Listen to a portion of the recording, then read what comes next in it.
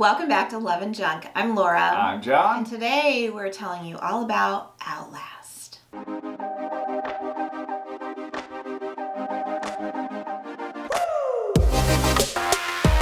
So Outlast is a survival competition that is on Netflix. Mm-hmm. It's a limited series, right? Yeah, eight episodes. Yep. So first season of this, first show, or it's a new show is what I'm trying to say. Mm-hmm. I don't know. What did you think about it? I enjoyed it. There were parts that gave me anxiety. Whenever I watch a reality show, tell me if you're like I am. I always put myself into the situation. What would I do? How would I feel? Yeah. What would I be thinking? How would I get myself out of this mess? And when you start thinking about that in this show, it can cause some anxiety. Yeah. It's a little scary. So the show started, and there's 16 contestants, and they don't know each other. They don't know anything about each other. And then they're quickly told to divide themselves up into teams. Well, what you didn't say, what neither of us said, is they are surviving in Alaska. Yeah. And it's so, like late fall, getting into winter. Going into winter, yeah. So I've always thought when I've watched Survivor, which we love Survivor, that'd be interesting to see a cold version that is similar to how this is. There's not all of the competitions and games and all of that stuff and voting people off that is Survivor. So, as John said, shortly after they start, they have to divide into teams. Yeah. That's a little nerve-wracking. Mm-hmm. They're given different, so there's 4 teams. 16 people divided up into 4 teams, and then they had different areas that they could consider their location, their home. Yeah, and they had to figure out, they were just told, okay, go to this area. They're not provided with hardly anything. Very, very, very little. I think a tarp and basic tools. An axe, like a hatchet. Yeah, at the beginning, they don't have a whole lot. They just have this quadrant, so they have to make a camp in some sort of shelter, yeah, is like their first goal. And they don't really know how it's played, and we didn't know how it was played either. We didn't know, are there going to be competitions? Are they voting people off? Yeah, it seems like they weren't told a whole lot before they were dropped off. They're just kind of told through messages that get dropped off by helicopter. Right, and I think the helicopters come around like once a week or something like that. And they do a gear drop or a challenge drop or whatever. Yeah, and so the goal is to outlast everybody else. Each contestant individually is given a flare gun and a flare. And so when they're done and they're out, they just shoot the flare off and a boat will come get them and they're done. They're out of the competition.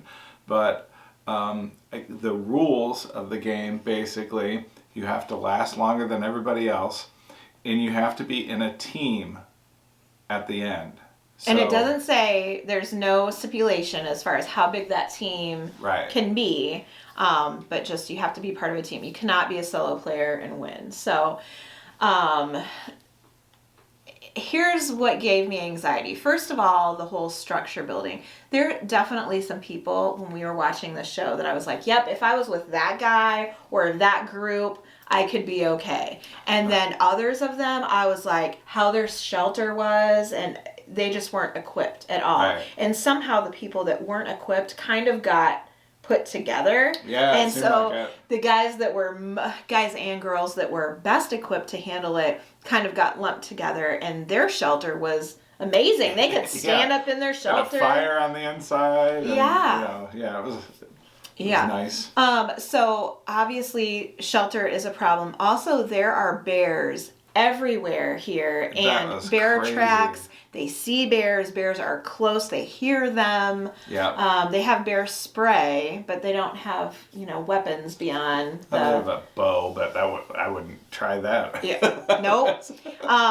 But bears are everywhere around them. There was no problem with the bear. They did see bears come close and stuff. There was not an issue with the bear, but they're always worried about that. And then, food. Yeah. Food is a big problem. And in the beginning, they were eating like, not ramps, but something like that. They were foraging. They found some mussels because they're on water where they're staying. And then there's a competition. And there's only a couple of competitions. Yeah, or wasn't maybe very this much. maybe this was the only one. I think it was the only one until the end. Okay, so they get a drop, and it says that they need to fashion themselves a boat or a raft or something, and get to this island that's between all of the places. And there are 5 crab traps there, and whoever gets there, we won't tell you who got there and what happened, but whoever gets there first can take all of them. They also have to be able to get them back to their camp. Yeah. But they could take 1 or 2 so they could, disarm the other teams basically. Or, people just had trouble getting to they were given a couple of inner tubes, but then they had to fashion this raft on top of them. That was really interesting how that went down. Everybody, did things differently, obviously. But, so they had that competition. They built the rafts. Then they got crab pots. And the people that got crab pots, then they could get food. I couldn't believe how many crabs they got either. Like dozens at a time. And so that was really game-changing for those teams that had that ability. Yeah. Because the other people that were trying to fish, they had like they had taken like a pop tab and had made kind of like a hook out of it. They were trying to fish. God bless them. That's what you do. You try to get food any way you can. They're having no luck. So those crab pots were life-changing, game-changing. Yeah. Because there was not a lot of, when you watch Survivor, there's usually coconuts or bananas or, there's Survivor is interfering a little bit and giving them challenges where they can win food, and there's rice and beans and stuff like that. You did not see producers. They were not helping them at all. No. So. I gotta tell you, I was a little disappointed in this show. I had high hopes. Laura found it, and she was like, this is right up your alley. You would love this. And I did enjoy the show. It was beautiful out there. And I think that most of the people that were out there were decent and, kind people. But there's part of the show, and we don't want to get into too much because we don't want to spoil it if you want to watch it. But there is some ruthlessness that goes on out there, and it's quite criminal behavior. It's disappointing because disgusting. All of these people are, I shouldn't say, this is a little bit stereotypical, but in my heart, I wanted to feel like they're all like-minded people. They're all similar people as far as they're outdoorsy, and they all want that, they have that common goal, and they're a little rough around the edges and rugged, and they can take it and whatever. And I just wanted to see them really fight it out and outlast, and not, it doesn't say outwit, and all the things that Survivor, outwit, outplay, outlast is what Survivor says. This just says outlast, and that's what I was hoping it would be. But somebody got the idea, hey, if we start messing with the other camps. Yeah, we don't have to outlast them. We could make them leave, basically. Yeah. And that's the part I didn't like. But that is how we are as a society, I think. Greedy. Yeah. But also, you have to look at it like this. If you're starving and freezing, what would you do? But there's a difference between being on a reality show and actually like being stranded in the woods. You know what I mean? Yeah. There's a difference between like trying to find an advantage or harming somebody else. For sure. There's a difference there. So. For sure. But also, like I said, you're trying to win like $1 million versus you're trying to stay alive. There's like two different. And so we're watching this, and the whole time we're thinking like, we really hope that like producers step in and like stop this, or like kick some of the bad people out, and like nothing was done. It became Lord of the Flies at one point, like for real. For real it did, and it was disheartening to me. I never enjoyed the show as much after that. However, then I flipped a switch and was like, they can't win. Right. And then you have somebody to root against, right? So that's what it became for us. and we finished that show last night. In the end, when it gets down to a couple of teams, then it is a race to the finish line, and there was a lot of water crossing, and that was really scary because at that point, by the time it ended, there was snow, and they had to take their like clothes off to go in the water. Or they didn't have to; they wanted to, so that their socks and pants and everything was dry. So try to protect from hypothermia. That actually was hard for me to watch. Yeah, because I thought somebody was gonna go out at that point. So anyway, it ended up being a decent show. I appreciated it, except for that little, but that is how life is. Like that is how some people in the world are, that will manipulate and do whatever they have to do to get to the top. And so I just really had hoped that everybody else would band together to like take them out, you know?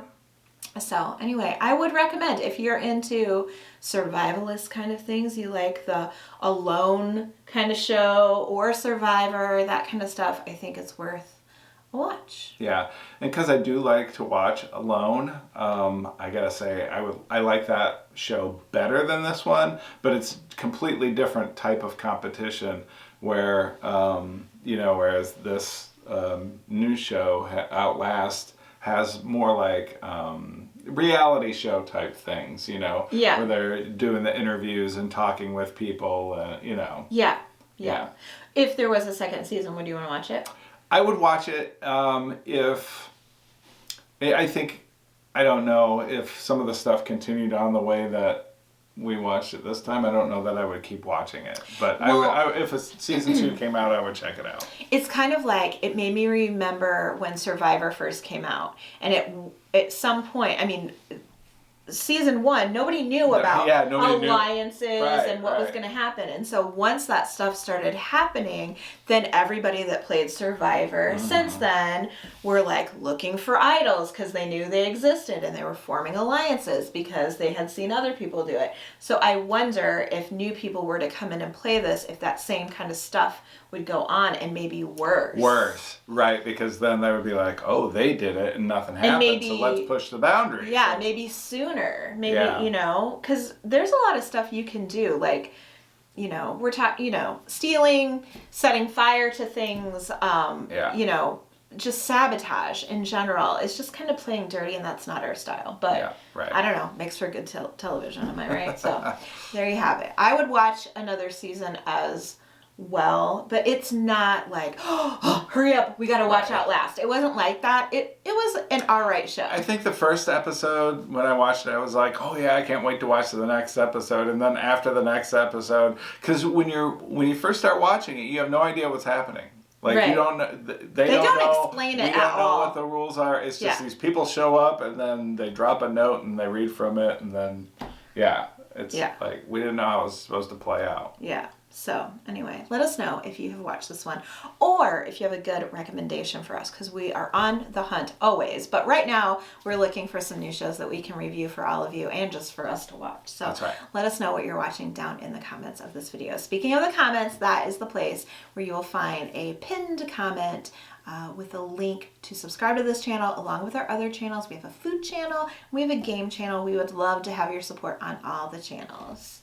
Now, if you love reality TV or Alaska, which it's beautiful. Alaska is the star of that show. Oh, yeah. It's gorgeous. The mountains and the bears and, gorgeous. And the water. Or us. Or the video. Give this video a big thumbs up. It really helps our channel when you do that. That's all we have for today. That's it, guys. See you next time. Bye.